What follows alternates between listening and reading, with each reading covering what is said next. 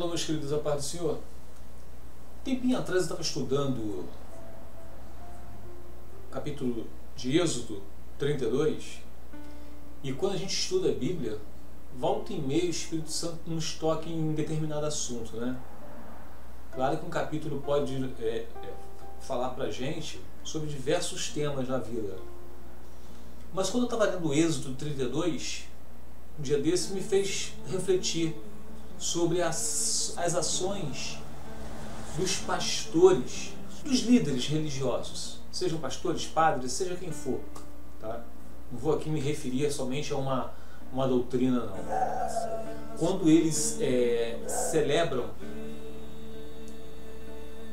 algo que é contra os mandamentos do Senhor, mesmo que eles como eu posso dizer para vocês, mesmo que eles não concordem com isso. Vamos ler o capítulo, vocês vão entender o que eu quero dizer. Capítulo 32 de Êxodo. Quando o povo viu que Moisés demorava a descer do monte, porque Moisés estava no monte, Deus estava escrevendo nas placas com o dedo de Deus os 10 mandamentos, né? Então, quando o povo viu que Moisés demorava a descer do monte, reuniu-se ao redor de Arão e disse, o povo conversando com Arão e disse: tome uma providência, faça para nós deuses que nos guiem. Olha só, ele fala no plural, deuses. O povo estava inconformado com um Deus só, mas tudo bem. Não sabemos o que aconteceu com esse Moisés. Moisés estava lá, estava demorando. Se eu não me engano, Moisés ficou lá 40 dias, 40 noites, um negócio assim. Não sabemos o que aconteceu com esse Moisés, que nos trouxe da terra do Egito para cá, como se fosse Moisés. Não foi Deus quem trouxe. Deus só usou Moisés, mas tudo bem, vamos continuar. Arão, que era o companheiro de Moisés, irmão de Moisés, Arão respondeu: tirem as argolas de ouro das orelhas de suas mulheres e de seus filhos e filhas e tragam-nos para mim. Todos tiraram as argolas de ouro e as levaram a Arão. Ele recebeu o ouro, derreteu-o e trabalhou nele. Tudo Arão fez, tá? Dando-lhe a forma de um bezerro. Quando o povo viu o bezerro, começou a exclamar: ó Israel, estes são os deuses que o tiraram da terra do Egito. Olha só, gente, o povo viu as maravilhas que Deus fez com eles, abrindo o mar vermelho, jorrando água da rocha, maná dos céus, codornices, um monte de coisa. E o povo fala isso. Se coloca um pouquinho no lugar de Deus, você faz as obras todas, vocês ajudam as pessoas e elas não reconhecem. Ó Israel, estes são os seus deuses que o tiraram da terra do Egito. Percebendo o entusiasmo do povo, Arão construiu um altar diante do bezerro e anunciou: amanhã haverá uma festa para o Senhor. Você vê só, Arão é um homem temente a Deus, tanto quanto Moisés. E Arão, ele viu o entusiasmo do povo, aí ele incrementou, construiu um altar. Na manhã seguinte, o povo se levantou cedo para apresentar holocaustos e ofertas de paz.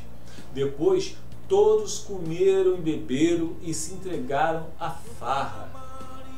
O Senhor disse a Moisés, Deus lá conversando com Moisés falou: rápido, desça do monte, seu povo que você tirou da terra do Egito se corrompeu.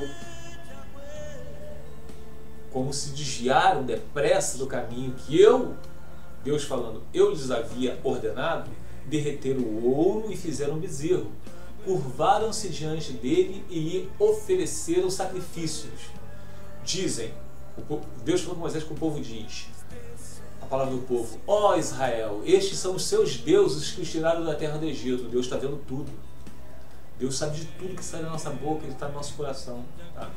Então o Senhor declarou: vi como este povo é teimoso e rebelde. Agora fique de lado e eu lançarei contra eles minha ira ardente e os destruirei. Depois farei de você, Moisés, uma grande nação. Vejam bem que ele se referiu só a Moisés. Ele só se referiu a Moisés. Tá? Claro que depois, no decorrer do capítulo 32 de Êxodo até o restante dos capítulos, tem arrependimento de Arão, tem um monte de coisas assim, né? Aí isso aí já é outra história. Então o que eu quero conversar com vocês aqui, meus amados, sobre isso aqui? Colocando isso para os dias atuais. O que nós vemos hoje nas igrejas físicas, seja a denominação que for,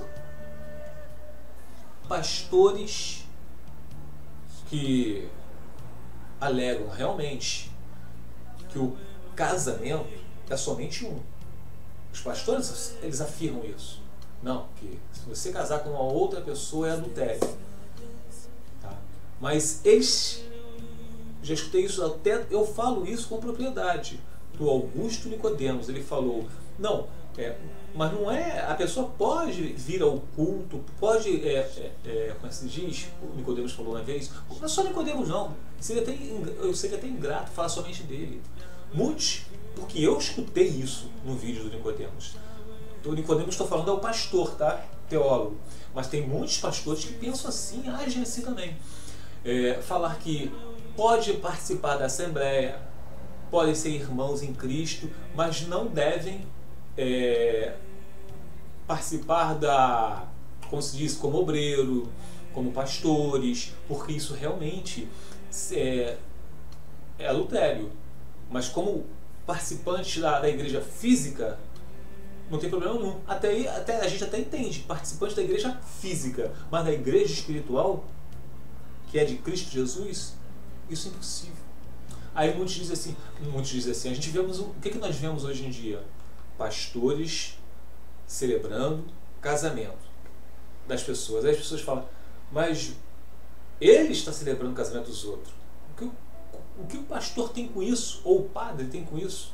Se a pessoa está querendo casar, ele tem que celebrar. O que Arão? O que Arão fez? Reflitam.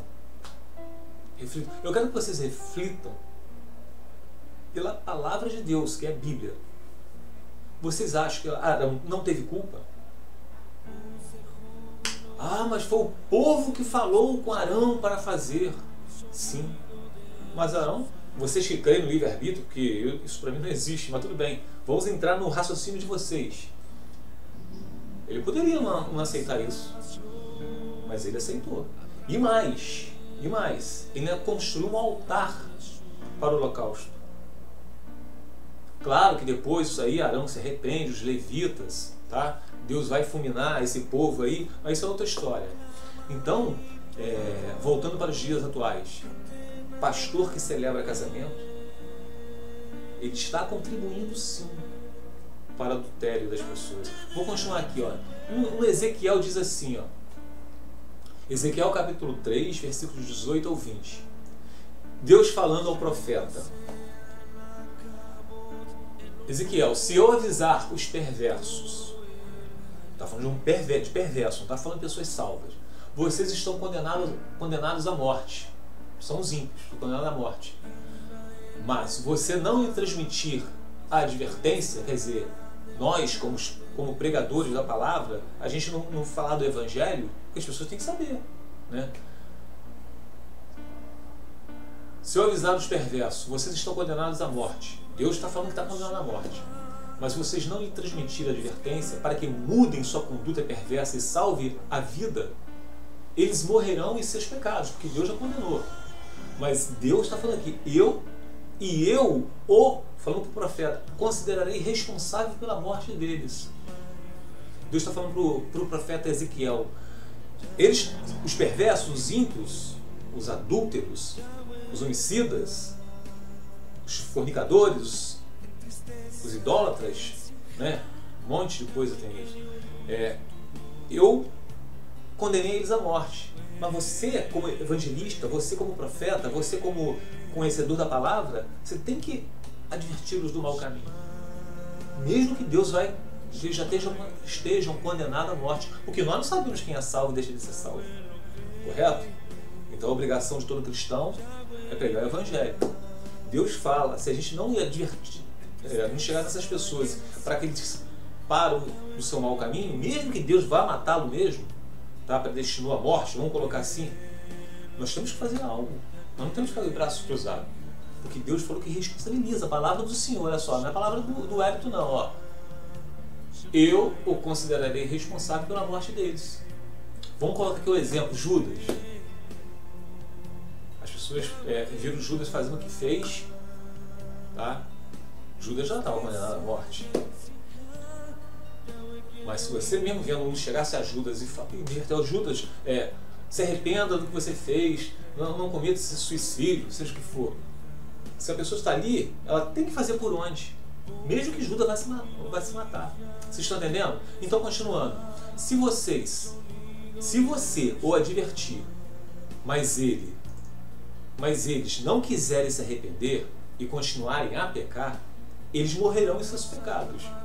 Você, porém, salvará a sua vida. Você fez sua parte. Você fez sua parte. Tá? Agora, continuando aqui, ó. Se os justos, presta atenção, se os justos, estamos falando dos justos, se os justos se desviarem de sua conduta justa e não prestarem atenção aos obstáculos que eu, Deus, puser em seu caminho, eles morrerão. E se você não os advertir, eles morrerão em seus pecados. Nenhum dos atos de justiça deles será lembrado. E eu o considerarei responsável pela morte deles. Você crente, você pastor, né? Não fala que é pastor, não. Isso aí é só um nome que se dá, né? Você cristão mesmo, salvo em Cristo, justos, tá? Não adianta nada toda a justiça que você fez no passado se você morrer no pecado, pecando. Porque pecadores todos nós somos. Mas estamos falando de escravidão do pecado, aquele pecado mesmo, continuado, tá? Que errar todo mundo erra. Aquele que não tenha pecado é mentiroso e a verdade não está nele, tá?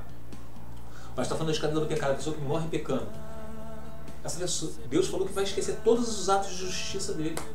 Pode ser um pastor que está, pode ser um cristão que está 50 anos no caminho do Senhor pregando a palavra, tanto é que Jesus numa parte não fala assim, Jesus, em teu nome não repreendi demônios, em teu nome não levei a palavra, muitos foram salvos, sim, no nome de Jesus, né? Isso é claro. Jesus fala o que para essa pessoa? Aparte de mim, não o conheço. Não adianta todos os atos de justiça se você morreu pecando, tá? Então, voltando ali aqui, ó, se os justos se desviarem de sua conduta justa, e não prestarem atenção aos obstáculos que eu puser no seu caminho, o que esses pastores estão fazendo? Estão casando pessoas depois do divórcio. São obstáculos que Deus está colocando no caminho dessas pessoas, até então justas. Para o quê? Ó, os obstáculos que eu puser em seu caminho, eles morrerão, tá? E se você não os advertir, eles morrerão em seus pecados. Quer dizer, Deus testa as pessoas. E todos os atos de justiça, no caso de estar falando desses pastores que celebram, que fazem o segundo casamento depois do divórcio, serão esquecidos, tá? Agora, para terminar, o que está escrito aqui, ó, no 1 Coríntios, capítulo 10, versículo 32 diz: não vos torneis causa de tropeço nem para judeus, nem para gentios, nem tampouco para a igreja de Deus. Então, meus queridos, muitas pessoas podem perguntar a vocês assim, ó, a gente não escuta no caminhar cristão, Deus falou comigo, Deus falou comigo. Eu vou na igreja tal poder ver se lá tem revelação. Vocês sabem como é que Deus fala com a gente? É lendo a Bíblia Sagrada. Ali é a palavra de Deus. Não existe mais profetas, tá? O último profeta foi João Batista. Se vocês querem profecia, é aqui que vocês vão ter profecia. Ó. Quer escutar Deus? Abra, a boca de Deus está aqui, ó. Aqui está o ensinamento verdadeiro. Aqui não existe presbiteriano, não existe Igreja Universal da Graça, Igreja Universal do Reino de Deus, Igreja da Graça, não existe catolicismo. Isso aqui não é religião. Isso aqui é a palavra de Deus. Tá bom? Então é isso que eu quero que vocês entendam. Pastor que celebra casamento depois do divórcio, ele está contribuindo para o pecado da pessoa. E Deus falou que vai esquecer todos os seus atos de justiça. E terminando mais uma vez, eu deixo aqui essa... Não vos torneis causa de tropeço, pastor, nem para judeus, nem para gentios, nem tampouco para a igreja de Deus. Eu não preciso falar mais nada. Tá bom, meus queridos? Fique com Deus.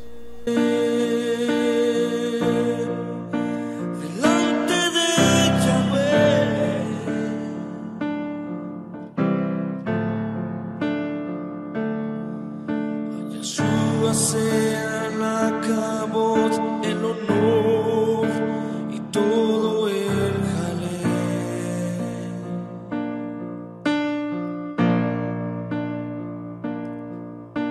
Todo Israel vendrá y se postrará delante de su rey.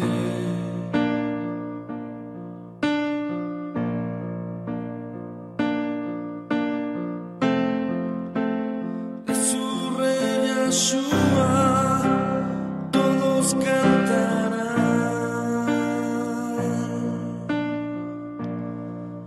Shema Israel, Shema, Shema Israel, Yahweh Eloheinu, Yahweh